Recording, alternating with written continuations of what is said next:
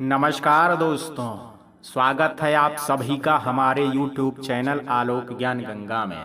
मित्रों, हम हाजिर हैं मेरी अनजान सी मोहब्बत का 8वां भाग लेकर के। अगर आपने इस कहानी के पहले भाग को अभी तक आपने नहीं सुना है तो डिस्क्रिप्शन में मैंने उसका लिंक दे दिया है। इस भाग को सुनने से पहले कहानी को समझने के लिए इसके पहले के भागों को अवश्य सुनें। तो चलिए मित्रों, देर ना करते हुए कहानी को शुरू करते हैं। सुबह का वक्त है इंदौर शहर में। नंदनी सुबह जल्दी उठ करके पूजा करके नाश्ते के लिए बैठी थी। तभी काका ने उससे आकर के कहा, बिटिया सारे लोग आ गए हैं, आपका इंतजार कर रहे हैं। नंदनी ने उनसे कहा, आप चलें, हम बस आते हैं। उसके कहने पर काका चले गए। नंदनी ने नाश्ता खत्म किया और हाल में चली आई। उसने देखा सारे बिजनेसमैन आकर के बैठे हुए थे। उसे आता देख करके सब खड़े हो गए। नंदनी ने हाथ जोड़ करके सबको प्रणाम किया और अपनी कुर्सी पर बैठ गई। उसने काका को देख करके कहा, हाँ काका बताएं क्या बात है। काका ने उससे कहा, बिटिया ये सब वो लोग हैं जो हमारे साथ बरसों से काम कर रहे हैं। इनकी कई पीढ़ियां हमारे परिवार के साथ काम कर चुकी हैं। अब आपने सब कुछ संभाल लिया है तो ये सब आपसे मिलने आए हैं। नंदनी ने मुस्कुराते हुए कहा, क्यों, इन्हें भी मेरी गद्दी पर बैठने से प्रॉब्लम है जो शिकायत लेकर के आए हैं। तभी एक लड़के ने कहा, हमें आपके गद्दी पर बैठने से कोई प्रॉब्लम नहीं है। हम पहली बार एक खूबसूरत रानी को इस गद्दी को संभालते हुए देख रहे हैं। कोई पागल ही होगा जिसे आपसे प्रॉब्लम हो। वैसे मुझे तो आपसे कोई प्रॉब्लम नहीं है, मैं तो खुश हूँ एक खूबसूरत रानी के साथ काम करने के लिए मिलेगा। नहीं तो वही 1955 की जंग लगी हुई हड्डियों को देख करके बोर हो गया था। उस लड़के के ऐसा कहने पर नंदनी काका की तरफ देखने लगी तो काका ने कहा, ये हैं भोपाल रियासत के राठौर साहब के बेटे वरुण राठौर साहब। वो अब इस दुनिया में नहीं है तो उन्होंने गद्दी संभाला है। कुछ महीने पहले ही अपना कारोबार ब्रिटेन में जमा करके यहाँ आए हैं। ये भी आपके कपड़े वाले कारखाने में काम करते हैं। इनके पिता और आपके पिता ने वो कारखाना साथ में स्त्रियों के लिए चलाया था। नंदनी ने सब कुछ सुन करके कहा, आपसे मिल करके अच्छा लगा। तो आप सब किस काम से आए हैं? एक आदमी ने कहा, रानी साहिबा पहले राजा साहब के साथ जब हम काम करते थे तो सब ठीक चल रहा था, पर जब से आपके भाई वीर आए थे तब से फैक्ट्री और बाकी हर चीज की स्थिति खराब हो गई है। यहाँ तक कि उनकी वजह से हमारे ऑफिस का नाम खराब हुआ है। कारोबार में बहुत घाटा सहना पड़ रहा है। हम बस ये चाहते हैं जो हुआ है वो दोबारा ना हो और राजा साहब ये सब ठीक करें। मजदूरों की हालत ये भी ठीक नहीं है। अगर राजा साहब आ करके ये सब एक बार देख लें और उनकी राय हम सबको मिल जाए कि क्या करना है तो। तभी नंदनी ने कहा, क्यों क्यों आ करके वो देख लें, हम नहीं देख सकते हैं क्या? और वैसे भी रुद्र जी यहाँ है नहीं, शिमला में उनका खुद का बहुत बड़ा बिजनेस है। अब वो बार बार अपना सब कुछ छोड़ करके यहाँ पर आ करके सबके लिए या मेरी मदद करने तो नहीं आ सकते हैं। करना तो मुझे खुद पड़ेगा। और आपकी बातों से लग रहा है कि जैसे आपको अपनी रानी पर भरोसा नहीं है। क्यों, वैसी ही बात है ना कोई? उस आदमी ने कहा, नहीं रानी साहिबा, आज तक महाराज जी बाहर का सारा काम देखते थे। रानी साहिबा तो सिर्फ एनजीओ का कारभार संभालती थी, तो हमें लगा कि शायद अभी भी। उसके ये बोलने पर नंदनी ने कहा, हमारे पिता ने हमें कभी भी नहीं बताया कि बाहर का काम देखना उनकी जिम्मेदारी है या सिर्फ उनका काम है। उन्होंने कहा था जो काबिल है वही इन सबको संभाल सकता है और इसलिए उन्होंने हम बेटियों को राजगद्दी का वारिस बनाया था, ना कि किसी लड़के को। तो मुझे नहीं लगता है कि आप सबको कोई आपत्ति होगी अगर हम खुद अपने लोगों के लिए कुछ करें। पर अगर आप सबको अपने राजा साहब से ही मदद चाहिए तो उन्हें बुला लेते हैं। वो इतना ही बोल पाई थी कि तभी उसे रुद्र अंदर आते हुए दिखा। उसे देख करके नंदनी खड़ी हो गई और उसके खड़े होते ही सब खड़े हो गए। सब ने सामने देखा तो रुद्र सामान और नौकरों के साथ अंदर आ रहा था। उसके अंदर आने पर सब ने उसे देख करके हाथ जोड़ लिए। रुद्र ने बस हाथ जोड़ करके सबको इशारे से बैठने के लिए कहा और घर के अंदर चला गया। तभी एक आदमी ने रुद्र से कहा, जो तब से नंदनी से बहस कर रहा था, राजा साहब आ गए हैं तो कुछ बात करनी थी। रुद्र ने रुक करके नंदनी की तरफ देखा, फिर उस आदमी को। उसने कहा, किस बारे में? जी वो यहाँ की फैक्ट्री और वो इतना ही कह पाया था कि तभी रुद्र ने बीच में रोकते हुए कहा, सॉरी, पर मैं ये सब नहीं देख सकता। यहाँ का सारा काम और सारी जिम्मेदारी हमारी पत्नी उठाती हैं। इन सब से मेरा लेना देना नहीं है। हाँ, कभी उन्हें लगा कि मेरी ज़रूरत है तो मैं ज़रूर मदद करूँगा, पर मुझे लगता है कि वो बहुत काबिल हैं और एक अच्छी रानी भी हैं, तो मुझे नहीं लगता उन्हें कोई प्रॉब्लम होने वाली है। तो जो भी काम है आप इन्हें बोलें, मैं चलता हूँ। ये बोल करके वो वहाँ से चला गया। उसके जाने के बाद काका ने कहा, आप सबको और कुछ सुनना या जानना या कहना है तो बताएं। सब ने उन्हें देख करके कहा, नहीं। तो कल रानी साहिबा आकर के फैक्ट्री और बाकी चीजों को देख लेंगी और कोई बात हो तो आप सब वापिस आ जाएं। काका के ये कहने पर सब वहां से चले गए, पर वरुण ने नंदनी से कहा, वाह रानी साहिबा, आपके पति काफी विश्वास करते हैं आप पर और बहुत साफ दिल के हैं, वरना कौन मिली हुई गद्दी को छोड़ देता है। चलो अच्छा है। वैसे कल आपसे कब मिलें? नंदनी ने कहा, क्यों, आपको कोई काम है क्या? क्यों, आपसे काम हो तो ही मिल सकते हैं। कोई अगर ऐसे मिलना चाहे तो क्या वो आपसे नहीं मिल सकता है? वरुण ये कहते हुए उसे देख रहा था। नंदनी ने कहा, नहीं, मेरे पास फालतू वक्त नहीं है और इसलिए मैं किसी से बिना काम के नहीं मिलती। प्रणाम। ये बोल करके वो वहां से चली गई। वरुण उसे जाते हुए खुद से बोला, अच्छा लगा आपका ये तेवर। ये बोल करके वो वहां से चला गया। नंदनी जब रुद्र के कमरे में आई तो वो काउच पर बैठा टेप में देख रहा था। उसने अंदर आते ही सारे नौकरों को जाने का इशारा किया। उसका इशारा पाते ही सब बाहर चले गए, दरवाजा बंद करके। उनके जाने के बाद नंदनी ने कहा, आप यहाँ क्या कर रहे हैं और क्यों आए हैं? रुद्र ने कंप्यूटर में देखते हुए कहा, हमारी यहाँ एक मीटिंग है कल, तो इसलिए आना पड़ा और कॉलेज में कुछ काम है तो वहाँ के लोगों ने बुलाया है। कब तक रुकेंगे? नंदनी के ये पूछने पर रुद्र ने अपने टैबलेट से नजर उठाई और उसकी तरफ देखा। उसे देख करके बोला, क्यों, आपको कोई प्रॉब्लम है मेरे यहाँ रुकने से? नंदनी बोली, नहीं, मैंने ऐसा कब बोला, मैं तो ऐसे ही पूछ रही थी। आपका महल है, आप रहें आराम से, मुझे क्या प्रॉब्लम होगी? रहें। ये बोल करके वो जाने लगी तो रुद्र ने कहा, रुकें। नंदनी ने मुड़ करके कहा, हाँ बोलिए। दोपहर का खाना साथ खाएंगे और खाना आपके हाथ का हो, मुझे किसी और के हाथ का खाना नहीं चाहिए। रुद्र की बात सुन करके नंदनी मुंह बना करके उसे देखने लगी। जी, ये बोल करके वो जाने लगी तो रुद्र ने कहा, सुनती तो जाइए, क्या बनाना है? नंदनी ने मुंह बना करके बोली, जी बोले, क्या खाएंगे? गोभी की सब्जी, कोफ्ता, सूजी का हलवा, रायता, मिक्स पूरी और मुस्कुराते हुए चेहरे के साथ आप वहां रहें, क्योंकि मेरे चेहरे के साथ खाना देने पर खाना हजम नहीं होता है और जब तक यहाँ हूँ मुझे आपके हाथ का ही खाना चाहिए। रुद्र के ये बोलने पर नंदनी ने बड़बड़ाते हुए कहा, ऐसा लग रहा है जैसे मैं इनकी बावर्ची हूँ। उसके ये बोलने पर रुद्र ने टेप में देखते हुए कहा, आप मेरी पत्नी हैं, बावर्ची नहीं, तो जाएं बीबी वाला काम करें। ये बोल करके वो अपना काम करने लगा और नंदनी मुंह बना के चली गई। इधर शिमला में सुबह के रागिनी नाश्ता बना करके टेबल पर लगवा रही थी। उसने लक्ष्मी को देखते हुए कहा, लक्ष्मी आप ये सब लगा दो, मैं साहिल को देखती हूँ, उसे श्लोक जी ने रेडी किया या नहीं। ये बोल करके वो श्लोक के रूम में चली गई।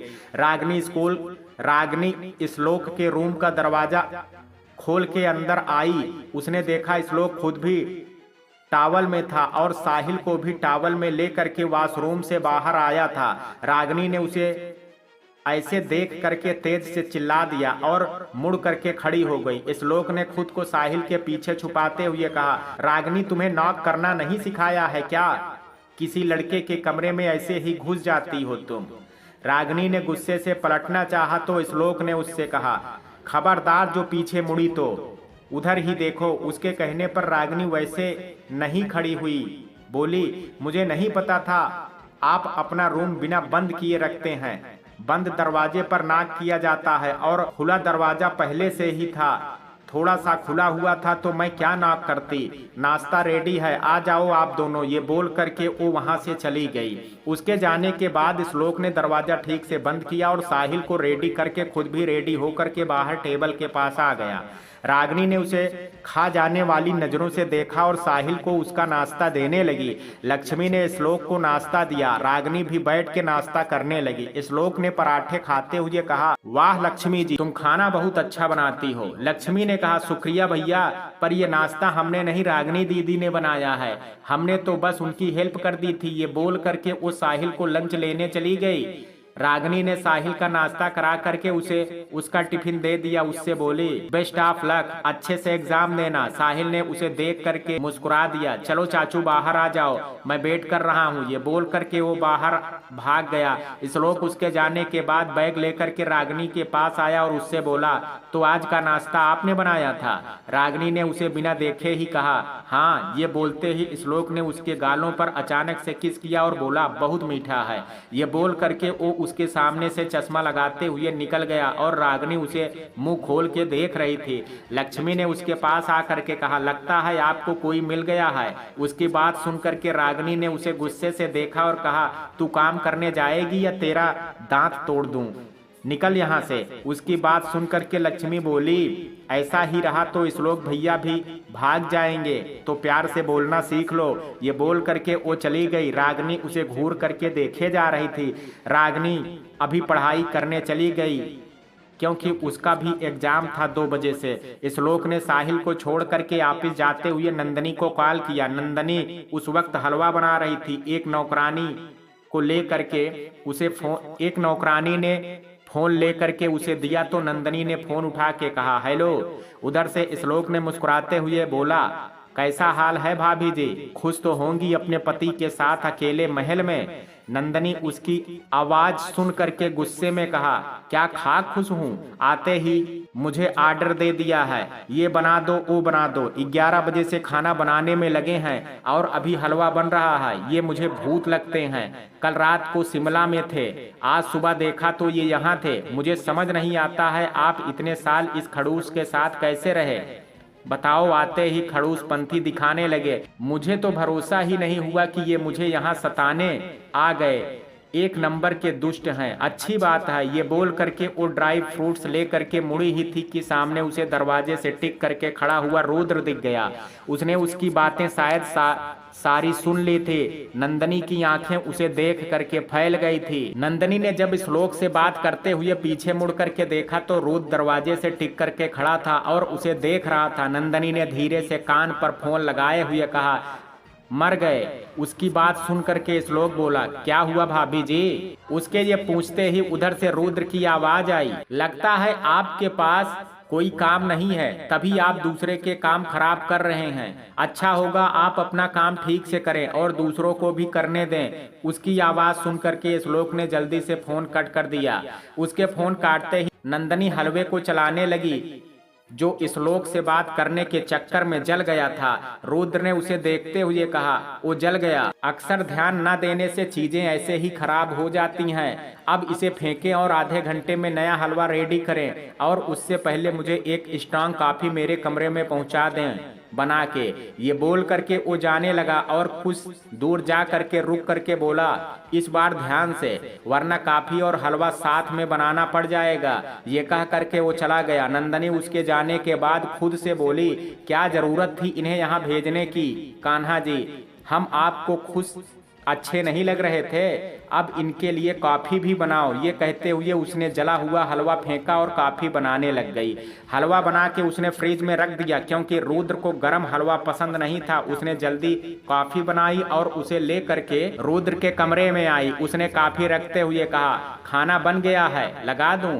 रुद्र ने कहा, इसलिए। ये बोल करके वो कॉफी पीने लगा। नंदनी ने कहा, लंच का वक्त हो गया है ना, तो इसलिए। रुद्र ने उसे देखते हुए कहा, पर मेरी तो मीटिंग है, बाहर जा रहा हूँ और मेरा लंच भी बाहर है, चलो मैं चलता हूँ, आप खुद खा लेना वो सब। ये बोल करके रुद्र कॉफी रख करके वहां से मुस्कुराते हुए निकल गया। नंदनी उसे गुस्से में मुंह बना के जाते हुए देख रही थी। उसने ट्रे को दोनों हाथों से कस करके पकड़ते हुए कहा, मन तो कर रहा है इन्हें यहाँ के कुआं में धक्का मार दूं। बताओ कितना सारा कुछ बनवा दिया और फिर बोल रहे हैं मुझे तो खाना ही नहीं है, मैं तो मीटिंग में जा रहा हूँ, आने दो रात में बताती हूँ। ये बोल करके वो वहां से चली गई।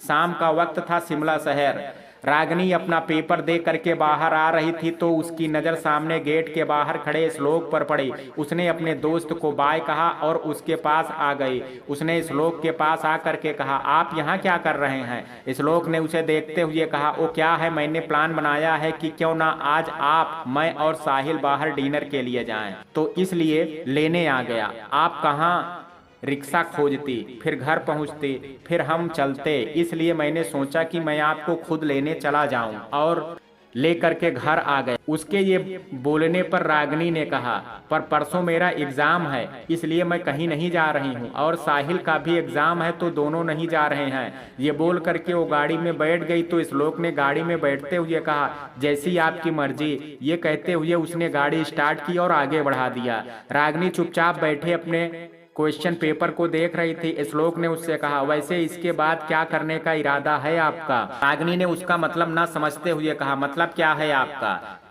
श्लोक ने कहा, मतलब यह कि नंदनी जी की शादी तो हो गई है, अब बारी आपकी है, तो अब कब शादी के लिए हाँ कह रही हैं? रागिनी ने पेपर में देखते हुए कहा, कभी नहीं, क्योंकि मैं दीदी के साथ रहूंगी। श्लोक ने उसकी इस बात पर ब्रेक लगा कि गाड़ी रोक दी और उसे देखते हुए बोला, पर क्यों? अरे तुम्हारी बहन की शादी हो गई है और वो अपनी जिंदगी में खुश है, तो तुम्हें भी अपने बारे में सोचना चाहिए। रागिनी ने उसकी इस बात पर पेपर फोल्ड करके बैग में रखते हुए कहा, आपको कैसे पता कि वो खुश है? अरे भूले मत, ये शादी मजबूरी थी, ये बंधन मजबूरी था, इसलिए हम इस शादी को परफेक्ट नहीं कर सकते हैं। जब तक सब नॉर्मल नहीं होगा तब तक शादी नहीं करूंगी। जब मुझे लगेगा कि हाँ अब दीदी खुश हैं तो हम भी शादी कर लेंगे। उसकी इस बात पर श्लोक ने कहा, हाँ तो ऐसा बोलो, मुझे लगा तुम शादी ही नहीं करोगी। अरे अभी तो हार्ट फेल हो जाता। रागिनी ने कहा, मेरे शादी न करने से आपका हार्ट कैसे फेल होता? श्लोक ने कहा, आखिर शादी जो करनी है तुमसे, अब तुम संन्यास ले लोगी तो मेरा क्या होता? तुम मुझसे शादी करोगे? ये ख्वाब देखना छोड़ दो, मैं तुम जैसे कन खजूरे से शादी नहीं करने वाली, बड़े मुझसे शादी करेंगे। रागिनी ये बोल करके दूसरी तरफ मुंह फेर ली। श्लोक उसके पास आते हुए उसके चेहरे को अपनी तरफ करते हुए बोला, अरे मैडम जी, अब जो भी कहो, शादी तो हम आपसे ही करेंगे और मेरे साथ जिंदगी बितानी होगी आपको, तो प्यार से मान जाओ, नहीं तो उठा के जबरदस्ती शादी कर लेंगे, तब चलाती रहना अपने हाथ पैर। ये कहते हुए श्लोक रागिनी के बहुत करीब आ गया था। रागिनी ने उसके सीने पर हाथ रख करके उसे धक्का दे दिया और उससे बोली, खबरदार जो मेरे साथ ऐसा कुछ करने को सोचा तो तुम्हें खाई में धक्का दे दूंगी और तुम मर जाओगे, इसलिए ख्याली पुलाव ना बनाओ, घर चलो पागल कहीं का। श्लोक उसकी बात पर मुस्कुरा करके ड्राइव करने लगा। इधर शाम के टाइम जब रुद्र वापस महल आया तो उसने देखा नंदनी कहीं नहीं थी। उसने एक नौकर से कहा, रानी साहिबा कहाँ हैं? कहीं दिख नहीं रही हैं। नौकर ने उसका सामान लेते हुए, राजा साहब वो संध्या आरती करके महल में दिया जलाने गई हैं, कुछ देर में सारे महल में दिया दे करके आ जाएंगी, आप तब तक चेंज कर लें। अच्छा आप जाओ। रुद्र के कहने पर वो नौकर वहां से चला गया। रुद्र शर्ट की बाजू को खोलते हुए उसे फोल्ड करते हुए नंदनी को खोजने लगा। इधर नंदनी आरती की थाल लेकर के महल में घुसा। महल में घूमा के बाहर के तुलसी के पास आकर के दिया रख ही रही थी। उसने दिया रखा और एक नौकरानी को पूजा की थाल दे करके अंदर रखने को कह दिया और खुद आकर के गार्डन में रखे झूले पर बैठ करके सामने देख करके गुनगुनाने लगी। तभी रुद्र उसके पास आया और उससे बोला, आप यहाँ बैठी हैं? नौकर ने तो कहा आप आरती दिखाने गई हैं महल में, तो यहाँ? नंदनी ने उससे कहा, आरती दे करके अक्सर हम यहाँ बैठ जाते हैं। आपकी मीटिंग कैसी रही? रुद्र ने कहा, अच्छी थी, बस थक गया हूँ। नंदनी ने कहा, हाँ अब इतनी दूर से आना, फिर मीटिंग तो थकान तो होगी ही। आप हाथ मुंह धो करके चेंज कर लें, हम खाना लगवा देते हैं। ये कहते हुए वो उठ करके जाने लगी, पर रुद्र ने उसका हाथ पकड़ करके कहा, अभी मन नहीं है खाना खाने का, आप बैठें, कुछ देर मैं बैठना चाहता हूँ। उसके कहने पर नंदनी वापस से उसके पास बैठ गई। रुद्र ने उससे कहा, आप इतने बड़े महल में अकेली रहती हैं, ऊब नहीं लगती है? ना कोई बात करने वाला, ना ही कोई काम। नंदनी ने कहा, अब चाहे जो भी हो, रहना तो यही होगा, इसके अलावा कहाँ जा सकते हैं? पर जब हमें ऊब होने लगती है तब हम झील के किनारे चले जाते हैं और कुछ देर वहां बैठ करके मछलियों को खाना खिलाते हैं और डूबता सूरज देखते हैं और वापस चले आते हैं। वैसे आपको पता है, जब भी हम बहनों की छुट्टी मिलती है और महल से बाहर जाने दिया जाता था, तब हम वहीं झील के किनारे जा करके बैठते थे। रुद्र ने उसकी बात सुन करके कहा, क्यों, आप सबको महल से बाहर जाने के लिए मना किया गया था? नंदनी बोली, हाँ, हम बाहर या तो मेले के वक्त जाते थे या फिर अपने जन्मदिन पर। माँ हम सबको छूट देती थी कि हम एंजॉय कर लें, वरना कॉलेज जाना हो या कहीं भी हमारे साथ नौकर जाते थे। पता है आपको, जब कालिंदी दीदी ने पढ़ाने की बात की थी तब माँ ही मना कर दिया था, क्योंकि दीदी को अपने साथ नौकरों को और बॉडीगार्ड की फौज लेकर के नहीं जाना था और माँ इस बात को नहीं मान रही थी। तब पापा ने कालिंदी दीदी का साथ दिया और जब हमारी बारी आई तब कालिंदी दीदी ने सबको मनाया और तब मुझे दिल्ली में अकेले जा करके पढ़ने के लिए मिला। बहुत अच्छे दिन थे वो। आज तो महल जैसे खामोश हो गया है, इसकी रौनक जैसे खो गई है, चली गई हो सबके साथ। इतनी शांति इस महल में कभी नहीं रही। हम तीनों बहनों के पायल की आवाजें, हंसने की आवाजें, माँ की डांट और बहुत कुछ सुनाई देता था यहाँ पर। अब तो सब वीरान हो गया है। रुद्र ने उसके हाथों को अपने हाथों में लेते हुए कहा, एक बार फिर ये महल उतनी खुशियों में डूब जाएगा। इन खामोशियों में एक दिन देखना बहुत चहल पहल होगी, बस कुछ इंतजार। नंदनी ने उससे कहा, हाँ, हमारी रागनी जब आ जाएगी। ये बोल करके वो मुस्कुराते हुए सामने देखने लगा। रुद्र उसे देख रहा था बहुत ध्यान से। उसके बालों की लट आकर के उसके गालों को छू रही थी। उसका चमकता हुआ चेहरा और उस पर मुस्कुराहट कयामत का काम कर रही थी। रुद्र ने उससे कहा, आप इस शादी के बारे में क्या सोचती हैं? नंदनी ने कहा, ये शादी सिर्फ एक समझौता है और कुछ नहीं। हमें आपसे ये रिश्ता इसलिए रखना है क्योंकि हमें अपनी रियासत को किसी और के हाथ में नहीं देना है और इसलिए बस इस शादी को रखे हुए हैं। और एक बात प्लीज, आप मेरे लिए उतना जिंदगी को खराब मत करना।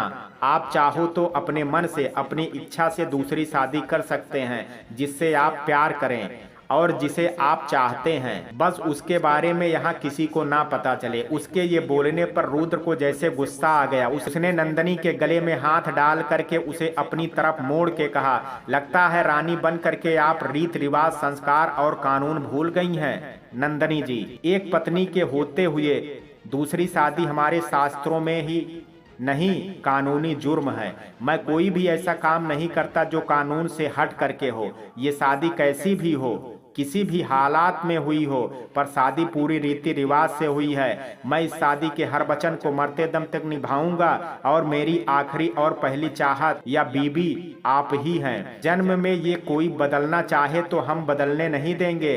तो भूल जाएं कि हम किसी और को लेकर के आएंगे या किसी से शादी करेंगे। दोबारा ये सब ख्यालों में भी मत लाना आप। ये कहते हुए वो उसके पास आ गया था। नंदनी उसकी आंखों में गुस्से के बहुत कुछ देख रही थी, पर क्या था वो ये बात वो समझ नहीं पा रही थी। रुद्र ने उसे खुद से दूर किया और उठते हुए कहा, मैं चेंज करने जा रहा हूँ, खाना लगवा दो। और एक बात, हम जितने दिन और आपके कमरे में रुकेंगे। ये बोल करके वो वहां से चला गया। हम जितने दिन हैं आपके कमरे में रुकेंगे। ये बोल करके वो वहां से चला गया। नंदनी उसे खोई हुई नजरों से देखने लगी। रुद्र अंदर कमरे में आया और एक नौकर से बोला, मेरा सारा सामान रानी साहिबा के कमरे में रख दो, अब मैं वहीं रहूंगा। उसके ये बोलने पर नौकर ने 2 लोगों को बुला करके उसका सारा सामान उठा करके नंदनी के कमरे में शिफ्ट कर दिया। रुद्र भी चेंज करके डाइनिंग टेबल के पास आ गया था। नंदनी ने रुद्र के आने पर खाना दिया और खुद भी खाने बैठ गई। नंदनी खाना खा ही रही थी कि तभी काका वहां आए और उससे बोले, बिटिया, कारखाने में सब मजदूरों ने हड़ताल कर दिया है और वो लोग वहीं बैठे हैं, बोल रहे हैं जब तक उनकी मांगे पूरी नहीं होंगी वो कहीं नहीं जाएंगे। नंदनी ने कहा, पर हमने तो सब मान लिया था, सब कुछ ठीक हो गया था, तो ये सब वापस से क्यों? काका ने कहा, सुना है कि ठाकुर ने उन्हें भड़काया है, इसलिए उन्होंने अपनी मांगे बढ़ा दिया है। नंदनी बोली, इस ठाकुर को देखना होगा काका। पर उससे पहले हमें कारखाने के लिए निकलना है, आप गाड़ी रेडी करें, हम बस आते हैं। ये बोल करके नंदनी ने अपना हाथ साफ किया और उठ करके जाने लगी। तो रुद्र ने कहा, हम भी चलें आपके साथ? नंदनी ने कहा, आप आना चाहते हैं तो आ जाएं, अगर थके हुए हैं तो कोई बात नहीं। रुद्र बोला, नहीं मैं ठीक हूँ, चलिए साथ में चलते हैं। ये बोल करके उसने भी अपना हाथ साफ किया और नंदनी के साथ कारखाने के लिए निकल गया। जब वो लोग वहां पहुंचे तो मजदूर नारा लगा रहे थे। रुद्र और नंदनी दोनों कार से निकल करके जब कारखाने की तरफ जाने लगे तो मजदूरों ने उन्हें वहीं रोक लिया। नंदनी ने वहीं रुद्र के साथ रुक करके कहा, आप सब कोई जितनी भी मांगे थे वो हमने पूरी करी है, तो अब ये धरना क्यों? अब किस बात को लेकर के आप हमारे पास आए हैं? नंदनी के ये बोलने पर ठाकुर साहब जो वहीं थे उन्होंने कहा, अरे रानी साहिबा जी, सारी मांग तो आपने पूरी नहीं किया है, अभी तो बेचारों को बहुत कुछ चाहिए। आपने तो बस 2-4 चीजें दी है और महल में बैठ गई। बेचारे ये यहाँ पर ठंड में बैठे खुद के लिए, अपनों के लिए मांग कर रहे हैं। अब आप ही तो हैं जो इनकी मांगों को पूरा करेंगी, और अगर ये मांग पूरी नहीं कर सकती हैं तो छोड़ दें इस कारखाने की बागडोर, हमें दे दें, हम देख लेंगे। नंदनी ने उससे कहा, ताकि ये कारखाना बेच करके आप यहाँ के सारे मजदूरों को बेघर कर दें और फिर आप उन कारखानों से मिले पैसे से आप एक अच्छा 5 स्टार होटल अपने रियासत में बनाएं। क्यों, सच बोल रही हूँ ना मैं ठाकुर साहब? इस बात पर ठाकुर साहब हैरान हो गए। नंदनी ने उसकी आंखों में देखते हुए कहा, लगता है आपके पास कहने के लिए कुछ नहीं है, क्योंकि मैं शायद सच बोल रही हूँ। आपने बताया नहीं इन मजदूरों को कि क्यों आप इनके इतने हमदर्द बन रहे हैं। क्यों आपने ऐसी मांगे रखने के लिए कहा जो मैं क्या खुद आप भी मान नहीं सकते। ठाकुर साहब बताएं इन बेचार लाचार मजदूरों को। ये कहते हुए नंदनी उसकी तरफ देख रही थी। ठाकुर ने कहा, क्या सबूत है तुम्हारे सामने कि ये सब मैंने किया है? नंदनी ने उसकी बात पर कहा, काका ले आओ जरा उस आदमी को। उसके कहने पर काका ठाकुर के एक आदमी को लेकर के आए। ठाकुर अपने आदमी को देख करके घबरा गया तो नंदनी ने कहा, ठाकुर साहब डरो मत, अभी तो इसने कुछ कहा ही नहीं है, पहले कहने तो दें आप इसे कुछ। हाँ तो आप शराफत से बोलेंगे या हम कुछ करें तब बोलेंगे आप? उस आदमी ने ये सुनते ही कहा, रानी साहिबा ठीक बोल रही हैं, ठाकुर साहब यही चाहते हैं।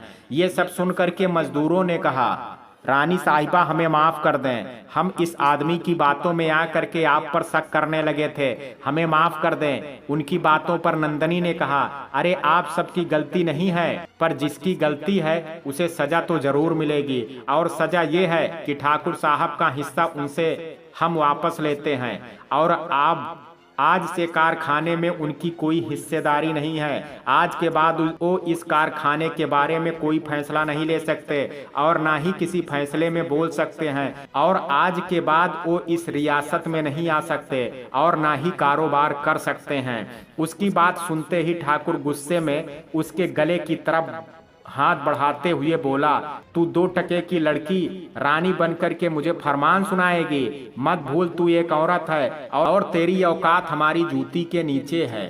वो उसके गले तक पहुंचता तब तक मजदूरों ने उसे पकड़ लिया। उसने देखा सारे मजदूर इस वक्त बहुत गुस्से में हैं। उसमें से एक मजदूर ने कहा, खबरदार जो हमारी रानी साहिबा के करीब भी आया तो अपने हाथ को उनसे दूर रख, वरना यहाँ से पैर पर चल के नहीं जाएगा। ये सब रुद्र बस शांत खड़ा होकर के देख रहा था। नंदनी ने मजदूरों से कहा, प्लीज आप सब कानून को हाथ में ना लें और छोड़ दें इन्हें, ऐसी हरकत आप सबको शोभा नहीं देती है, आप सब छोड़ें इन्हें। उसके कहने पर मजदूरों ने ठाकुर साहब को छोड़ दिया। नंदनी ठाकुर साहब के सामने खड़ी थी। ठाकुर साहब ने कहा, इसकी बहुत बड़ी कीमत चुकानी पड़ेगी। नंदनी ने उसके बिगड़े कॉलर को ठीक करते हुए कहा, ठाकुर साहब आप भूल गए हैं, मैंने कहा था आपसे शराफत से रहेंगे तो मैं शरीफ रहूंगी, पर अगर आप अपनी शराफत खो दिए तो मुझे भी अपनी शराफत भूलने पर वक्त नहीं लगेगा।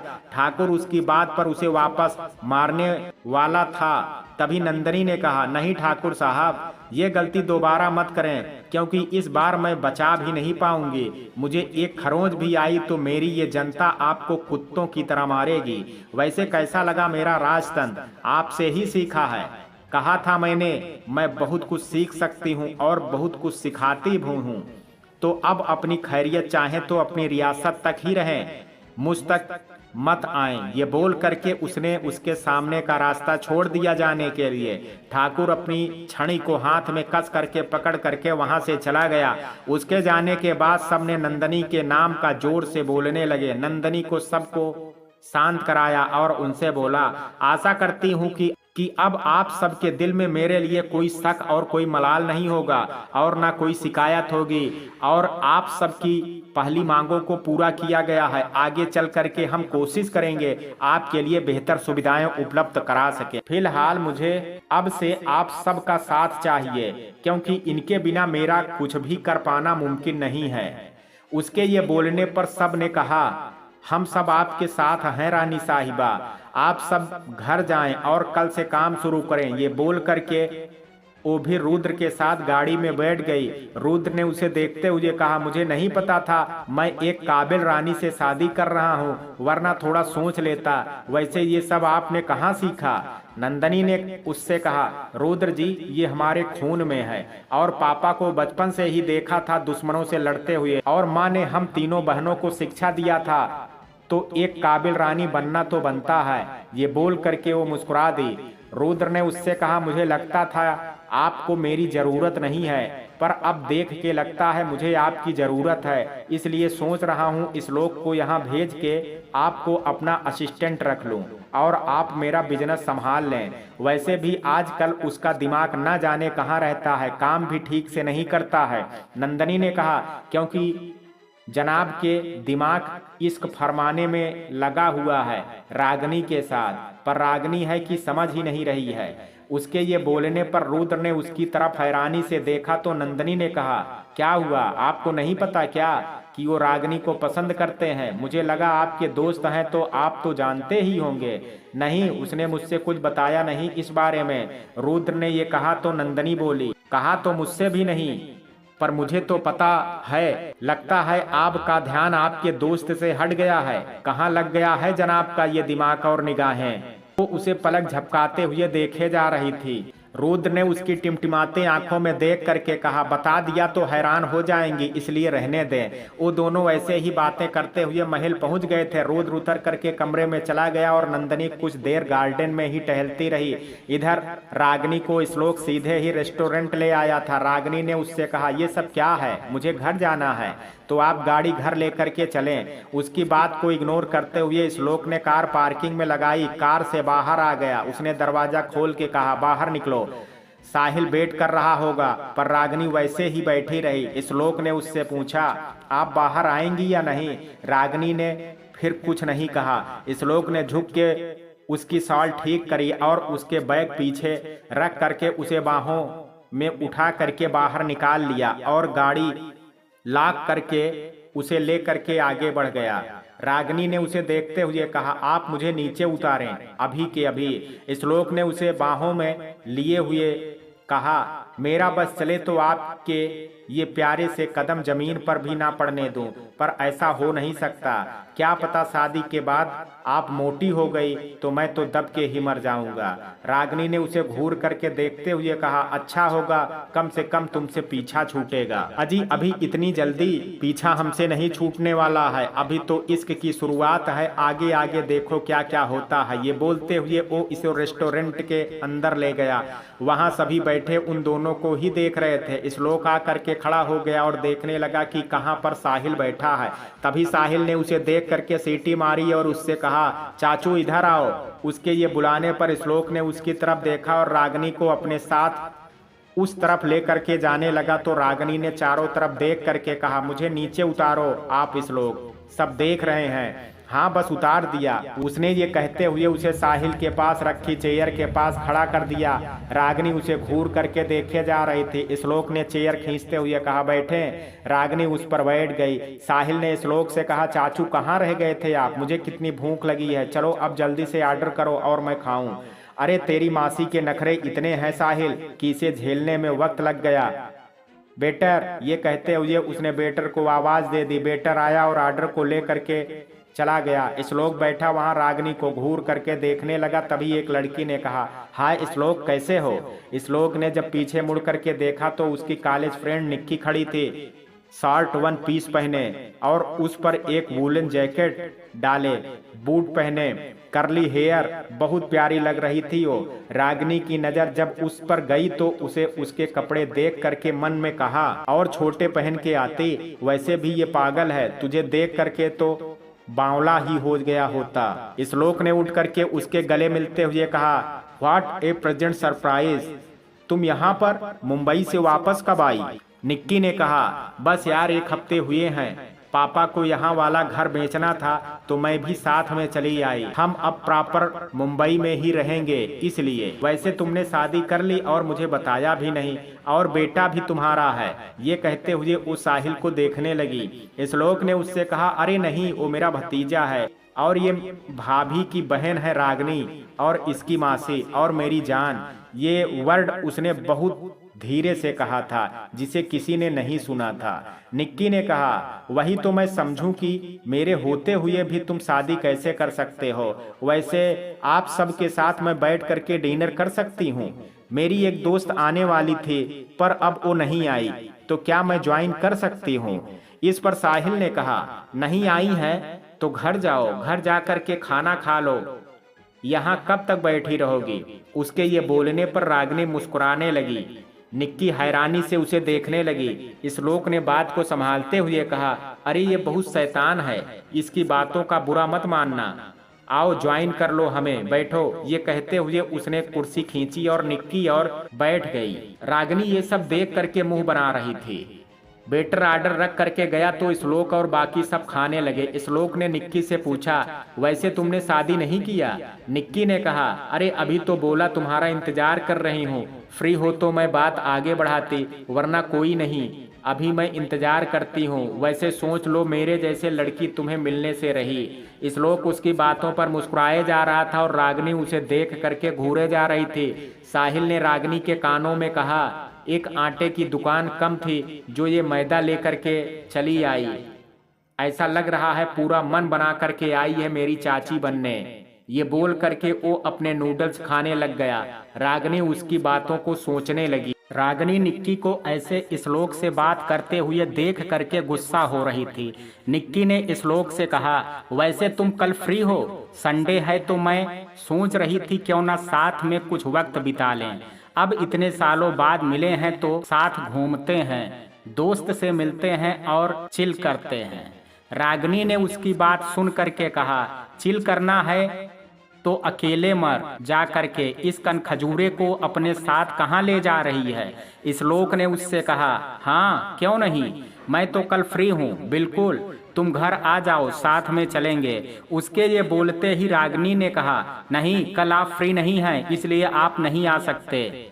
श्लोक ने कहा, क्यों, कल क्या काम है? रागिनी ने कहा, आप भूल रहे हैं साहिल के एग्जाम चल रहे हैं और उसे आप पढ़ाते हैं, क्योंकि मेरे एग्जाम भी चल रहे हैं। परसों एग्जाम है साहिल का तो कल उसको पढ़ाना है, इसलिए आप कहीं नहीं जा सकते अभी।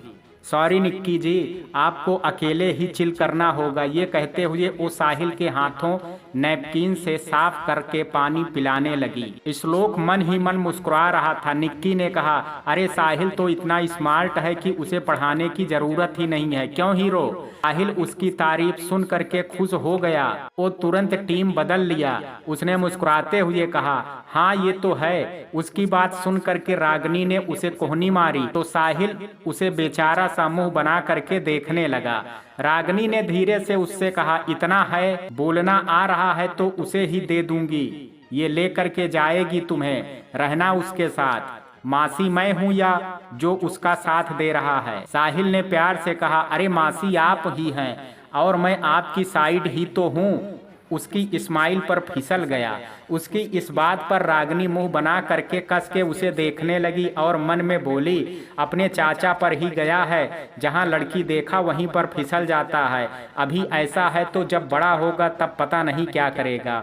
ये वो सोच ही रहा था कि तभी निक्की ने कहा, तो ठीक है, तय रहा, कल श्लोक मेरे साथ घूमने चल रहा है तो कल मैं 10 बजे तुम्हारे घर तुम्हें लेने आ जाऊंगी, ओके?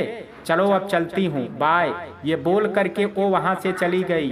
रागिनी ने अपना बैग लिया और वहां से गुस्से में बाहर आ गई। साहिल ने आइसक्रीम खत्म करते हुए कहा, देखते हैं कल चाचू आपके साथ क्या होगा। वैसे अभी तो मासी गुस्से में है, देखो क्या करती हैं। चलो कोई बात नहीं, आप बिल पे करके आ जाओ, बाहर मैं मौसी के साथ हूँ। ये बोल करके वो भी चला गया। श्लोक ने उसे जाते हुए देख करके कहा, ये भी कुछ कम नहीं है, जब देखो डराता रहता है। चलो श्लोक बेटा, तो रायता फैलाया है उसे समेटो अब। ये कहते हुए वो उठा और बिल पे करने चला गया। इधर रागिनी बाहर खड़ी ठंड में गाड़ी के पास वेट कर रही थी। ठंड बढ़ गई थी, उसने खुद को अच्छे से साल में लपेट लिया।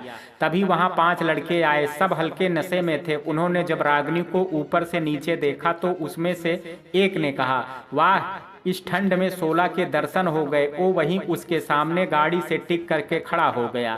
दूसरे ने रागिनी के कांपते हुए ओंठों को देखते हुए कहा, इसके कांपते ओंठ तो देखो, कसम से अगर इजाजत हो तो मैं कंपन रोक दूं इनका। कमाल की चीज है, इस ठंड में ये शिमला की कली तो नहीं लगती हैं, आखिर ये हैं कहाँ की। ये सब रागिनी सुन रही थी। उसे गुस्सा तो पहले ही लगी थी, उसकी बातें उसे और इरिटेटेड कर रही थी। एक उसके पास आया और बोनट और कोहनी रख रख करके उसके सामने खड़ा हो गया और उसे देखते हुए बोला, क्या मैडम चलोगी हमारे साथ, रात बना देंगे आपकी, जो बोलेंगी वो देंगे। उसकी इस बात पर रागिनी ने अपना बैग गाड़ी के ऊपर रखा, साल उतार करके बैग के ऊपर रखा और साड़ी का पल्लू कमर से टांकते हुए कहा, कहाँ ले चलेगा, बोल। ये कहते हुए उसने उसकी कॉलर पकड़ के पीटना शुरू किया। रागिनी ने उसे पीटते हुए कहा, एक तो मेरा दिमाग वैसे भन्नाया हुआ है और तुम साले दिमाग में चिंगारी लगा रहे हो। नहीं, बता कहाँ ले जाओगे और बोल, जो मांगूंगी वो दोगे। औकात क्या है बे तेरी, तू मुझे क्या देगा, अब मैं तुम सबको देती हूँ। ये कहते हुए एक जोरदार चांटा उसके गाल पर मारा। वो लड़का पेट के बल गिर पड़ा और नीचे लेट गया। जब साहिल बाहर आया तो उसने देखा रागिनी गुस्से में उन्हें मारे जा रही थी। साहिल ने खुद से कहा, अरे मासी तो दुर्गा माँ आ गई हैं, चाचू कहाँ हो, जल्दी आओ, नहीं तो आज मासी मार मार के इनका भूत बना देंगी। वो आ ही रहा था कि इतने में श्लोक बाहर आया। उसने जब रागिनी को ऐसे लड़ते देखा तो उसने साहिल से पूछा, ये क्या हो रहा है, ये मार क्यों रही है इन्हें, आपका गुस्सा यह उतर रहा है, मैं तो कहता हूँ मार लेने दो, आप बच जाओगे, मासी शांत हो जाएंगी। साहिल के ये बोलते ही श्लोक ने कहा, अरे रोको ना, वो जंगली शेरनी पता चला सबको मार डालेगी, चलो रोको उसे। ये बोल करके वो रागिनी की तरफ बढ़ गया। इधर रागिनी उस लड़के को पकड़ रखी थी जिसने उसके ओंठों के बारे में बोला था। उसने उसे मारते हुए कहा, क्या बोल रहा था, ओंठों का कांपना रोकेगा, रोक, चल रोक, मैं भी देखती हूँ कैसे रोकता है, दिखा। ये कहते हुए वो उसे थप्पड़ पर थप्पड़ मारे जा रही थी। वहां काफी भीड़ हो गई थी। उस लड़के ने हाथ जोड़ते हुए कहा, अरे माफ कर दो, मेरे मुंह से निकल गया। बाकी लड़के डर से साइड में खड़े थे। तभी श्लोक आ गया। उसने रागिनी को पकड़ते हुए कहा, अरे लेडी भीम छोड़ो उसे, मर जाएगा वो। इतना उसने पूरी लाइफ में नहीं मार खाया होगा जितना तुमने उसे धो दिया। मुझे छोड़ो, मैं बताऊं इस मजनू को, बहुत आया आशिकें करने वाला, आज इसका सारा भूत उतार दूंगी। लड़की देखी नहीं, अकेले उसे परेशान करने में लग जाते हैं। आज के बाद ये किसी लड़की को नहीं छेड़ेंगे, छोड़ो आप मुझे, मैं ठीक करती हूँ इन्हें, बहुत आए बोलने वाले, मैं इनका मुंह तोड़ दूंगी। ये कहते हुए रागिनी उसकी तरफ बढ़ी जा रही थी, पर श्लोक ने उसे कस करके पकड़ रखा था। श्लोक ने उसे शांत करते हुए कहा, अरे वो समझ गए, अब वो खुद अपनी माँ बहन से भी कुछ नहीं कहेगा। क्यों भाई साहब, सही कहा ना मैंने। ये बोल करके उसने उन लड़कों को देखा। उन्होंने एक साथ कहा, हाँ नहीं देखेंगे, तौबा जी तौबा, आज के बाद किसी लड़की से कुछ नहीं कहेंगे, पर प्लीज इनसे बचा लें। हमारी मति मारी गई थी जो इनसे बोले कुछ, हमें क्या पता ये पागल है। उसने जैसे पागल कहा, रागिनी उसकी तरफ झपटते हुए बोली, मुझे पागल बोला, रुक बताती हूँ। अरे उसने गलती से बोल दिया, तुम शांत हो जाओ। अरे जाना क्यों खड़ा है भाई, अभी और पिटना है क्या, भाग यहाँ से। श्लोक के कहने पर वो सब उठ करके भाग गए। श्लोक ने रागिनी को संभालते हुए भीड़ से कहा, अरे आप सब क्या देख रहे हैं, जाइए अपना अपना काम करिए। उसके कहने पर सब वहां से चले गए। रागिनी को शांत करते हुए उसने कहा, शांत हो जाओ लेडी भीम। वो चले गए, बस करो। उसके कहने पर रागिनी शांत खड़ी हो गई। श्लोक ने उसे शाल उड़ाया और गाड़ी में बैठने के लिए कहा। रागिनी जाकर के कार में बैठ गई। श्लोक ने उसका बैग लिया और उसे ले जाकर के उसे देते हुए साहिल को ले करके सीट पर बैठ गया। उसने गाड़ी स्टार्ट की और घर के लिए चल पड़े। सुबह का वक्त था। इंदौर। सुबह उठ करके नंदनी पूजा करके हाल में बैठी पेपर पढ़ रही थी। रुद्र उठ करके आया और उससे बोला, एक कप चाय मिलेगी क्या। ये कहते हुए वो उसके सामने बैठ गया। नंदनी उठ करके गई और उसके लिए चाय बना करके ले आई और वापस बैठ करके पेपर पढ़ने लगी। रुद्र ने चाय पीते हुए कहा, तुम आज फ्री हो क्या। नंदनी ने कहा, हाँ हूँ। क्यों, कोई काम है क्या। रुद्र ने कहा, ओ मैं सोच रहा था आज मेरी छुट्टी है तो तुम क्यों ना मुझे अपना रियासत घुमा दो और कोई अच्छी जगह। उसकी बात पर नंदनी ने पेपर साइड किया और उसे देखते हुए बोली, आप घूमना चाहते हैं पर आपके पास वक्त कहाँ से आया। वैसे तो आपके पास वक्त नहीं होता, आज कैसे। रुद्र ने कहा, आज छुट्टी है, संडे है तो इसलिए। अब बताएं, घुमाने ले जाएंगी। अगर नहीं तो कोई बात नहीं, मैं घर में ही हूँ। आप भी घर पर हैं तो आप मेरे लिए खाने की मस्त मस्त चीजें बनाएं और मुझे खिलाएं। उसकी ये बात सुनकर के नंदनी ने कहा, अरे नहीं, मैं चलूंगी, आप जाएं नहीं, मैं रेडी हो करके आती हूँ तो चलते हैं। उसकी बात पर रुद्र चाय पीते हुए मुस्कुराने लगा। नंदनी ने मन में कहा, अभी पता चला इन्होंने सुबह से शाम तक मुझे किचन में खड़ा कर दिया और फरमाइशें भी अजीब अजीब होती हैं इनकी। ये नहीं कुछ ढंग का खा लें, इससे अच्छा है कि मैं इन्हें लेकर के बाहर घुमाने ही चली जाऊं। ये बोल करके वो उठ करके काका से बाहर जाने की बात बताने चली गई। रुद्र भी रेडी होने कमरे में चला गया। इधर शिमला में रागिनी जल्दी उठ करके हाल में बैठी किताब लेकर के पढ़ रही थी, पर उसकी नजर ऊपर श्लोक के कमरे की तरफ थी। घड़ी में वक्त तो 9 बज रहे थे। उसने कमरे की तरफ देखते हुए खुद से कहा, अब तक तो इसे आ जाना चाहिए था, कहाँ है ये कन खजूरा, अभी तक सो रहा है क्या। अच्छा है सोता ही रहे। तभी उसे आवाज सुनाई दी, श्लोक रेडी हो तुम। उसने जब दरवाजे के सामने देखा तो निक्की अंदर आ रही थी। उसे देख करके रागिनी ने कहा, आ गई डायन, भगवान करे इसकी शादी एक मोटे काले आदमी से हो जो भैंस की तरह खाए, चुड़ैल कहीं की। निक्की ने उसे बैठा देखा तो उससे बोली, हेलो रागिनी, श्लोक कहाँ है, अभी उठा नहीं क्या।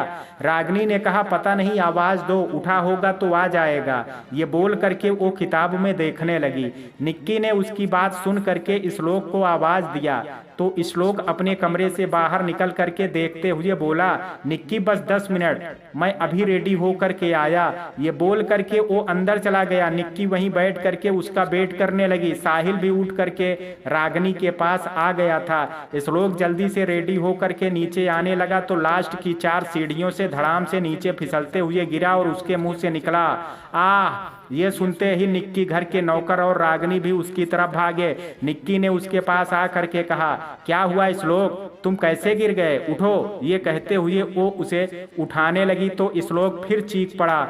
उसका पैर मुड़ गया था जिससे उसके पैर में मोच आ गई थी।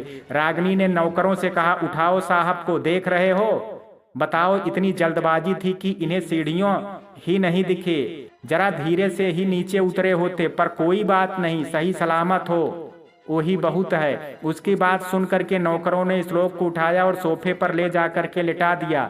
रागिनी ने उसका पैर देखते हुए नौकर से कहा, जाओ गर्म पानी की थैली लेकर के मालिश के ट्यूब ले आओ। ये कहते हुए उसने उसका जूता झटके से उतार दिया। जूता उतरते ही श्लोक एक बार फिर से चिल्ला दिया।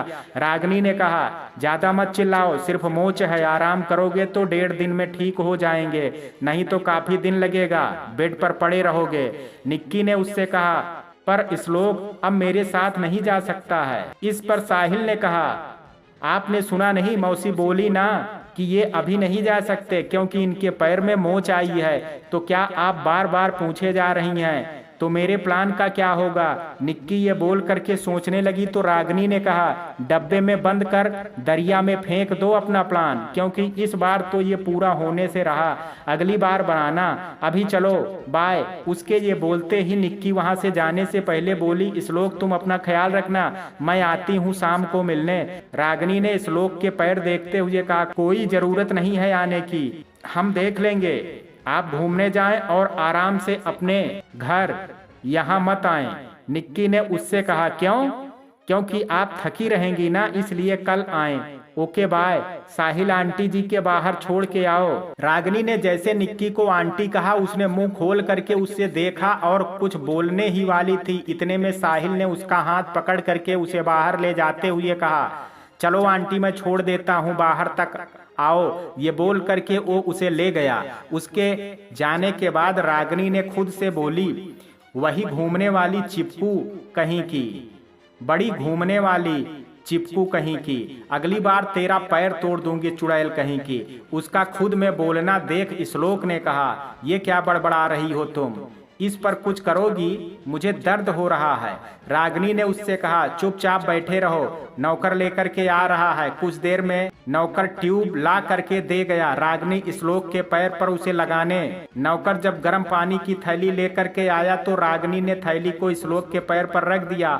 आह, हटाओ इसे। श्लोक ने जैसे ये चिल्ला करके कहा, वैसे ही रागिनी तुरंत थैली हटा दिया और उससे बोली, क्या हुआ, इतना गर्म है, तुम मुझे मारना चाहती हो? अरे देख तो लो पहले कि कितना गर्म है ये, तू बता नहीं सकता इस पागल को कि ये ज्यादा गर्म है।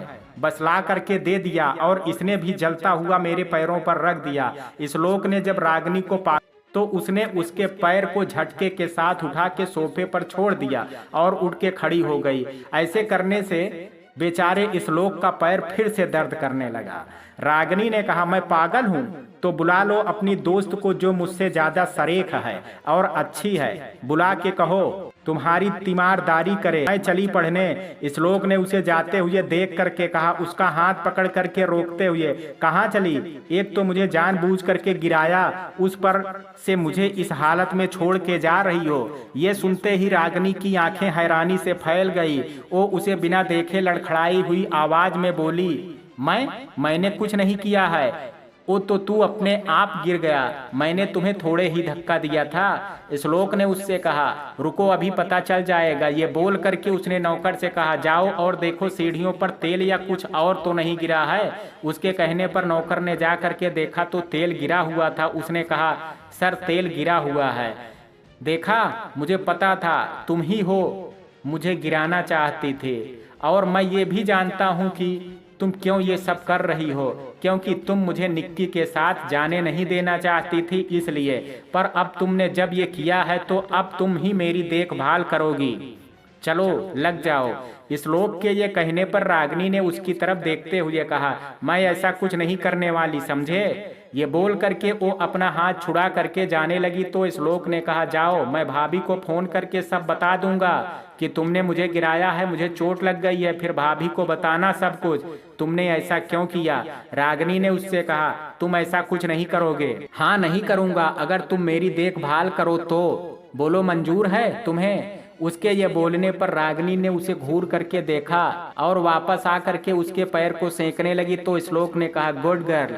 ये बोल करके वो मुस्कुराने लगा। इधर नंदनी रुद्र के साथ घूमने के लिए नर्मदा नदी के पास की पहाड़ी के पास आई थी। शाम हो गया था, बादल छाया हुआ था, काले बादलों की वजह से ऐसा लग रहा था जैसे रात होने वाली है। नंदनी रुद्र से कहा, पता है रुद्र, ये हम तीनों बहनों का सबसे फेवरेट प्लेस है, और सिर्फ हम तीनों का ही नहीं, माँ और चाची का भी, क्योंकि उन्होंने ही इस जगह को हमें दिखाया था। और इसकी सबसे खास बात पता है क्या है? रुद्र ने कहा, क्या है? नंदनी ने कहा, इसकी सबसे खास बात यह है कि यहाँ और माँ और पापा पहली बार मिले थे, और तब पापा को माँ पसंद आई थी। और आपको पता है, उस दिन भी ऐसे ही बादल छाए हुए थे और बारिश होने लगी थी। माँ ने बताया था बहुत खुश होती थी वो ये बताते वक्त रुद्र देख रहा था। नंदिनी ने भी वो बात बताते हुए बहुत खुश हो रही थी। बहुत गिने चुने लोग ही वहां थे और वो भी बादलों की वजह से जा रहे थे। बस कुछ गाने बजाने वाले थे जो वहां बैठ करके गा रहे थे, पर वो भी अब बारिश का मौसम देख करके जाने लगे थे। हवाएं बहुत अच्छी और तेज चल रही थी। नंदिनी के बाल हवाओं में उड़ रहे थे और नंदिनी थी जो मुस्कुराते हुए दूर तक फैले पहाड़ों को, बहते झरनों को देख रही थी। वो लोग महल में काफी दूर आए थे। रुद्र ने नंदिनी को आज इतना खुश और सुकून भरा देखा था। रुद्र उसे देखे जा रहा था, तभी गाने वाला जो जा रहे थे उसमें से एक ने बांसुरी बजाना शुरू किया। उसे सुन करके रुद्र और नंदिनी उनकी तरफ देखने लगे। नंदिनी ने कहा, सुनेंगे इन्हें? रुद्र बोला, आप सुनेंगी? हाँ। उसके कहने पर रुद्र ने हाथ उसकी तरफ करके कहा, ठीक है चलो। नंदिनी ने उसके हाथ में अपना हाथ दे दिया। दोनों उसके सामने खड़े हो गए तो उन्होंने कहा, सुनेंगी गाना बाईसा? नंदिनी ने कहा, हाँ गाइएगा आप। जब बंजारन ने कहा, गा तो दूंगी मैं, पर भीग गई तो मन्ने ना बोलियो। नहीं बोलेंगे, आप गा दें। उसके ये कहने पर बंजारन ने सभी आदमियों से कहा, चलो जी बजा दो। ये कहते ही सब बजाने लगे। बंजारन ने नंदिनी के सामने खड़े हो करके नाचते हुए गाने लगी। नंदिनी ने उसकी तरफ देख करके मुस्कुरा दिया। रुद्र नंदिनी की तरफ देख रहा था जो उन्हें देख रही थी। उस औरत ने रुद्र की तरफ देख करके आगे। नंदिनी ने मुस्कुरा करके रुद्र की तरफ देखा तो रुद्र ने नजरें नीची कर ली और फेर के उन सबको देखने लगा। जो लोग जा रहे थे वो अब आ करके खड़े हो गए थे और सब कपल ही थे। सब एक दूसरे का हाथ पकड़े खड़े थे। बंजारन ने आगे दूसरा गाना गाया। वो लोग गाना गा ही रहे थे कि तभी तेज से बादल कड़के और बारिश शुरू हो गई। बारिश इतनी तेज थी कि वहां से सब भाग करके नीचे उतरने लगे। रुद्र नंदिनी का हाथ पकड़ करके एक पेड़ के नीचे आकर के खड़ा हो गया। वहां अब कोई नहीं था, सिर्फ रुद्र और नंदिनी के अलावा। रुद्र उसे लेकर के पेड़ के नीचे खड़ा था और बारिश बहुत तेज हो गई थी, साथ में हवा भी थी। नंदिनी ने उससे तेज से कहा, रुद्र जी हमें भी चलना है, ये बारिश जल्दी नहीं रुकेगी। वो ये बोल ही रहा था तभी वापस बादल करके नंदिनी ऐसे बारिश और तूफान को देख करके घबरा रही थी। रुद्र नंदिनी के काफी करीब खड़ा था। उसका ध्यान जब नंदिनी पर गया तो उसने देखा बारिश के पानी में धुल रहा उसका चेहरा और निखर रहा था। उसके नंदिनी के पलकों से गिरता बारिश का पानी किसी मोती की तरह लग रहा था उसे। उसके कांपते ओंठ और गुलाबी हो गए थे। नंदिनी की साड़ी उसके बदन पर चिपक गई थी।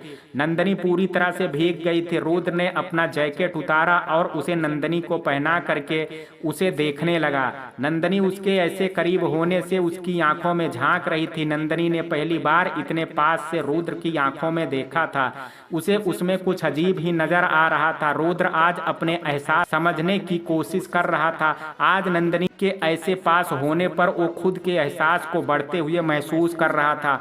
नंदिनी दूर हटने लग रही थी तो रुद्र ने उसके भीगी कमर पर हाथ रख करके उसे वापस से रोक लिया और वहीं खड़े रहने दिया जहां वो खड़ी थी। नंदिनी रुद्र के ठंडे हाथों को अपनी कमर पर सहन नहीं कर पा रही थी। उसने झुकी आंखों से रुद्र से कहा, हमें चलना चाहिए। रुद्र ने उसकी बात का कोई जवाब नहीं दिया। वो बस उसे देखे जा रहा था। नंदिनी की मांग में लगा सिंदूर अब पानी पड़ने से फैल गया था और गाढ़ा हो गया था। उसका काजल उसकी आंखों के नीचे फैल गया था। उसने उसके चेहरे को ऊपर किया और फैल आए काजल को साफ करके उसके चेहरे को बहुत ध्यान से देखने लगा। नंदिनी उसके पास आने से सिमट रही थी। वो बेचैन हो रही थी। वो वापस से जाने लगी तो रुद्र ने उसे कस करके पकड़ लिया और उससे बोला, क्या हुआ, आप इस तरह से क्यों जा रही हैं?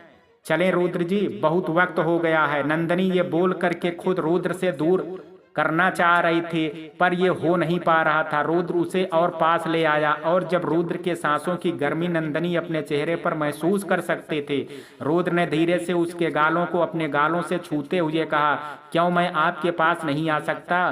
क्यों आप मेरे पास आने से घबरा जाती हैं? क्यों जो कोई नहीं जान पाता वो आप जान लेती हैं? क्यों मुझे आपके साथ अच्छा लगता है? क्यों इस बार शिमला में मुझे खाली सा लगा, कुछ कमी सी लगी? क्यों नंदिनी, आज अभी मैं खुद को रोक नहीं पा रहा हूँ, बता सकती हैं क्यों? क्यों दिल कर रहा है कि आपके कांपते ओंठ के पास ये आपका चेहरे को चूम ले। आपके करीब आए पर जानते हैं कि ये हक आपने मुझे नहीं दिया। फिर क्यों इस दिल में आपको पाने के अरमान जाग उठे हैं? क्यों सब जान के आप में खुद को खो देने का दिल कर रहा है? बताओ नंदनी। उसके ये कहने पर नंदनी के हाथों पकड़ रुद्र के शर्ट पर कसने लगी। वो अब खामोश खड़ी थी और घबराए जा रही थी। रुद्र नंदनी के बहुत करीब खड़ा था। नंदनी नजरें नीचे किए सहमी सिमटी हुई खड़ी थे। रुद्र उसके चेहरे को पास लेकर के आया और उससे बोला, जानता हूं कि आप इस शादी को नहीं मानती हैं, बस इस शादी को इसलिए निभा रही हैं क्योंकि आपको अपनी रियासत को संभालना है। पर मुझे ये नहीं पता है कि मैं ये शादी क्यों नहीं तोड़ रहा हूँ, क्यों इस शादी में रहना चाहता हूँ, इन रिश्तों में रहना चाहता हूँ, क्यों बार बार कदम आप तक आकर के रुक जा रहे हैं। मैं जानता हूँ कि आपकी पसंद नहीं हूँ, पर मेरे दिल को आप पसंद हैं नंदनी। उसके ये शब्द सुन करके नंदनी की झुकी आंखें ऊपर उठ गई और उसे देखने लगी। बादलों को कड़कना और बरसना अभी तक जारी था, तूफान अभी भी वैसा ही था। नंदनी के ऐसे देखने पर रुद्र ने आगे कहा, ऐसे मत देखें हमें, क्योंकि आज जो भी मैं कह रहा हूँ वो सच है। हाँ, हमारा दिल आपको पसंद करता है, इन आंखों को आपको देखना अच्छा लगता है, मन आपकी बातों से खुश होता है, आपका उदास चेहरा देख करके उदास होता है। बहुत मुश्किलों से संभाल पाते हैं खुद को जब आप पास होते हैं। बहुत कुछ दफन करके ये दिल बैठा है, पर आज चाहता है सब बोल दें, सब कह दें ये आपसे। नंदनी आपको चाहने लगा है, ये दिल पसंद करने लगा है और शायद प्यार भी करने लगा है। इसे आपकी आदत हो गई है। ये कहते हुए उसने नंदनी का हाथ अपने सीने पर रख दिया, जो इस वक्त बहुत जोरों से धड़क रहा था। नंदनी को उसकी आवाज जैसे अपने सीने में महसूस होने लगी थी। वो हाथ हटाना चाहती थी, पर रुद्र ने उसका हाथ बहुत कस करके पकड़ रखा था।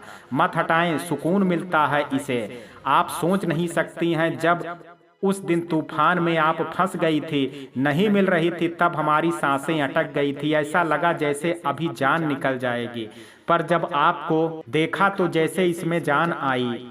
उस दिन जब उन लोगों ने आपको मेरी पत्नी मंगेतर जो भी समझा, हमने समझने दिया। दिल ही नहीं किया कि मना करें, नहीं किया दिल की बोल दूं इन्हें कि ये मेरी कुछ नहीं है, क्योंकि शायद इस दिल को पता था आप मेरी कुछ नहीं बहुत कुछ बन रही हैं। जब पहली बार आपकी आवाज़ झील के किनारे सुना तो दिल बेचैन हो गया। आपकी आंखों को देखा तो उसी में जैसे खो गया, पर जब ये चेहरा सामने आया तो धीरे धीरे मैं जैसे अपना सब खो बैठा।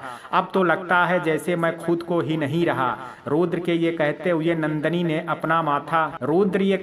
नंदनी से अपना माथा लगा करके खड़ा हो गया। नंदनी अब उसके इतने करीब होने से घबरा रही थे, उसकी बातें उसे बेचैन कर रही थी। उसने रुद्र से अपना हाथ हटाना चाहा और उससे दूर जाना चाहा तो रुद्र ने उसकी गर्दन में हाथ डाल करके उसे कस करके पकड़ लिया और उसकी घबराई हुई आंखों में देखने लगा। नंदनी के कांपते ओंठों से टपकते पानी को देखते हुए वो उसके करीब आने लगा। नंदनी अब बेचैन होने लगी तो वो खुद को छुड़ाने लगी, पर रुद्र जैसे मदहोश हो गया था। नंदनी ने उसे धक्का दिया और खुद से दूर करके जा करके बारिश में खड़ी हो गई। रुद्र उसे देखे जा रहा था। नंदनी ने उससे कहा, खबरदार रुद्र जी, जो आप हमारे करीब आए, हमारे दिल में आपके लिए कुछ नहीं है और ना कभी होगा। रुद्र जी, हम सिर्फ आपको अपना अच्छा दोस्त मानते हैं, बस और कुछ नहीं। मैंने कभी आपके बारे में ऐसा कुछ नहीं सोचा और आगे सोचूंगी। मैं बस आपके एक दोस्त की तरह बात करती हूँ। आपने उसे कुछ और ही समझ लिया। रुद्र जी, आप मेरे बात करने को, हंसने को कुछ गलत ही समझ बैठे हैं। मैं आपसे प्यार नहीं करती और ना कभी कर सकती हूँ। मैंने कभी आपके बारे में ऐसा कुछ नहीं सोचा और आगे सोचूंगी। मैं बस आपसे एक दोस्त की तरह बात करती हूँ। आपने उसे कुछ और ही समझ लिया। रुद्र जी, आप मेरे बात करने को, हंसने को कुछ गलत ही समझ बैठे हैं। मैं आपसे प्यार नहीं करती और ना कभी कर सकती हूँ, क्योंकि इसके लिए मुझे इजाजत नहीं है। आप प्लीज खुद को रोक लें और चाहें तो किसी और से शादी कर लें। उसके ये बोलने पर रुद्र को गुस्सा आ गया। उसने नंदनी के पास आ करके उसके दोनों बाजुओं को कस करके पकड़ लिया और उससे बोला, क्या कहा आपने? मैं किसी और से शादी कर लूं? नंदनी जी, आप शादी को खेल समझती हैं क्या? जो जब चाहे जिससे कर लो, पर प्लीज हमारा ख्याल आप पाने दिल से क्यों दिमाग से भी निकाल दें, क्योंकि हम आपके साथ किसी भी रिश्ते में नहीं बंधना चाहते। नंदनी की बातें सुन करके रुद्र बारिश में आया और उसे पकड़ करके अपने पास लेकर के आया और उससे बोला, आप क्या चाहती हैं क्या नहीं? नंदनी, इससे हमें मतलब नहीं है। मेरा दिल आपको चाहता है, मेरा दिल आपसे प्यार करता है और वो आपको अपने करीब चाहता है। इससे मुझे मतलब है, मुझे खुद के सुकून से मतलब है। और जो आप ये बोल रही हैं ना किसी से भी शादी कर लो, तो नंदनी, रुद्र सिंघानिया जी, आप भूल रही हैं मेरी शादी हो रखी है और मेरी पत्नी के होते हुए मैं किसी और दूसरी लड़की के साथ रिश्ते बनाने के बारे में सोचूं तो ये गलत है और गलत काम मैं करता नहीं हूँ। इसलिए भूल जाएं कि ऐसा कुछ भी होगा। और क्या कहा आपने? आपके दिल में ऐसा कुछ नहीं है मेरे लिए, तो ये झूठ है। झूठ कहते हैं आपके ये कांपते होंठ, क्योंकि सच तो आपकी आंखें, आपका झुका हुआ चेहरा कहता है, जो मेरे पास आने से सिमटता जाता है। और हाँ, कल मैं जा रहा हूँ वापस, तो सोच रहे हैं आपके दिल की धड़कन को थोड़ा सा बेचैन करके जाएं, ताकि आपको पता चले कि आपके दिल में क्या है। ये कहते हुए उसने अचानक से नंदनी के होंठों को चूमने लगा। नंदनी खुद को छुड़ाने की कोशिश कर रही थी, पर रुद्र नंदनी की बातों से गुस्से में था। उसने नंदनी को तब तक नहीं छोड़ा जब तक उसका गुस्सा कुछ कम नहीं हुआ। नंदनी की सांस हल्की उखड़ने लगी थी। रुद्र ने उसके गालों से अपने होंठ से लगा करके रखा। रहो दूर, अब हम भी देखें कहाँ तक इस एहसास से दूर भाग सकती हो आप। कब तक मुझसे दूर रह सकती हो? कब तक अपने दिल में दबे मेरे लिए एहसास दबा सकती हो? मैं खुद के लिए थोड़ा सुकून ले करके जा रहा हूँ, अगर वहाँ नहीं रह पाया तब वापस आऊंगा। ये बोल करके उसने उसे खुद से दूर किया और बारिश में भीगते हुए उसे देखे जा रहा था। नंदनी की आंखों में गुस्सा था और रुद्र से मुंह फेर करके खड़ी हो गई। रुद्र ने आगे बढ़ करके उसे बाहों में उठा लिया और बिना कुछ बोले उसे वहां से लेकर के नीचे गाड़ी के पास जाने लगा। शाम का वक्त शिमला। रागिनी सुबह से श्लोक की तीमारदारी करने में लगी हुई थी। श्लोक उसे बहुत परेशान कर रहा था। आखिर ये मौका श्लोक हाथ से कैसे जाने देता। उसने रागिनी से इतना काम कराया था कि बेचारी थक गई थी। रागिनी रात को खाना बना करके जब श्लोक के कमरे में आई, या श्लोक उसे देख करके मुस्कुरा रहा था, रागिनी ने उसे प्लेट देते हुए गुस्से में कहा, ये लो ठूंस लो। श्लोक ने उसे देखते हुए कहा, ऐसे दोगी किसी को खाना? अरे खाना जब किसी को दिया जाता है तब उससे प्यार से बोला जाता है ताकि वो खाए तो बच जाए, पर तुम तो ऐसे फेंक रही हो जैसे मार रही हो। थोड़ा प्यार से कहो। रागिनी ने उसे घूर करके देखते हुए कहा, इतना प्यार मेरे अंदर नहीं है। खाना है तो खाओ, नहीं खाना है तो मत खाओ। उसके ये बोलने पर श्लोक ने फोन उठाते हुए कहा, तो मुझे मजबूरन भाभी को फोन करके बताना होगा कि तुमने मुझे। उसने इतना ही कहा था कि तभी रागिनी ने उसे अपने हाथों से रोटी तोड़ के उसके मुंह में डाल दिया। श्लोक ने खाते हुए उसे मुस्कुरा करके देखा तो रागिनी ने उससे कहा, तुम एक बार ठीक हो जाओ, इस बार मैं तुम्हारी टांग ही तोड़ दूंगी। देखती हूँ किससे क्या कहोगे। बहुत बोलना आता है ना, तब बोलते रहना। ये कहते हुए वो उसे खाना खिला रही थी। श्लोक उसे मुस्कुराते हुए देख करके बोला, अगर तुम मेरी ऐसे ही देखभाल करोगी तो मैं आज क्या सालों तुम्हारे लिए गिरने को तैयार हूँ, पर तुम मुझे ऐसे खाना खिला देना, मेरी देखभाल कर देना, बस ये चाहिए। वैसे खीर कम मीठी है। रागिनी ने कहा, शुक्र मनाओ कि मैंने इसमें जहर नहीं डाल दिया है, वरना तुम मीठा खाने के लिए जिंदा नहीं बचते। और ये रही तुम्हारी दवा, खा लो, मैं वाटर बैग गर्म करके लाती हूँ। ये कह करके वो चली गई। श्लोक उसे जाते हुए देख करके बोला, प्यार तो है आपके दिल में, बस उसे आप मानना नहीं चाहते, इसलिए तो हर बार नजरें चुरा करके भाग जाती हैं। पर मेरा नाम भी श्लोक है, ऐसे तो नहीं जाने देंगे आपको। ये बोल करके वो मुस्कुराने लगा। कुछ देर बाद रागिनी उसके कमरे में आई। देखा तो श्लोक आंख बंद करके लेटा था। रागिनी उसके कमरे में आई तो दरवाजा बंद करके उसके पास आ गई। उसके हाथ में एक कटोरी थी और साथ में गर्म पट्टी। उसने एक स्टूल लिया और उस पर सारा सामान रख करके धीरे से श्लोक के पैर के पास बैठ गई। उसने कंबल हटा करके धीरे से उसका पैर अपनी तरफ कर लिया। कटोरी में वो मालिश के लिए कुछ ले करके आई थी। उसने जैसे ही श्लोक का पैर पकड़ के मालिश करना शुरू किया कि तभी आह क्या कर रही हो? इसलिए ये चिल्लाते हुए बोल उठा। उसने देखा रागिनी उसके पैर को गोद में रख करके उसमें मालिश कर रही थी। रागिनी ने कहा, अरे मालिश कर रही थी, तुम इतनी जोर से क्यों चीखे? श्लोक ने अपना पैर उसकी गोद से हटा करके दूर करते हुए कहा, पागल हो तुम? तुम्हें पता है ना मेरे पैर में लगा हुआ है, इसके बाद भी तुम इतनी जोर से मेरे पैर को रगड़ रही हो। रागिनी ने उसे देख करके कहा, तुम क्या फूल कुमारी हो जो जरा सा छूने से और मालिश करने से टूट जाओगे? अरे मर जाओगे। मैंने इतनी जोर से भी मालिश नहीं की है, तुम इतनी जोर से चिल्ला दिए। अब आराम से बैठो, नहीं तो मैं सच में तुम्हारा पैर तोड़ दूंगी और तब तुम बोल देना जिसे जो बोलना हो। ये बोल करके उसने उसका पैर पकड़ करके वापस अपनी गोद में रख लिया और हल्के हाथों से मालिश करने लगी।